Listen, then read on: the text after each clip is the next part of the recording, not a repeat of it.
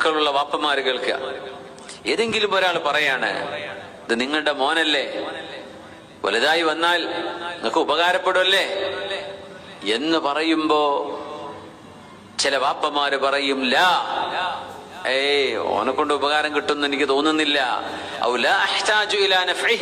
അവരെ കൊണ്ടുള്ള ഉപകാരമൊന്നും എനിക്ക് വേണ്ട എന്ന് പറഞ്ഞാൽ വാപ്പ പറഞ്ഞതുപോലെ അവരിൽ അള്ളാഹുവിന്റെ വിധി നടപ്പാക്കുന്നു. പിന്നെ ആ കുട്ടിയെ കൊണ്ട് ഉപകാരം കിട്ടൂല. അതുകൊണ്ട് പറയുമ്പോ ശ്രദ്ധിച്ചു പറയണമെന്ന്. നമുക്കൊരു പക്ഷെ ദേഷ്യമുള്ള സമയമായിരിക്കാം.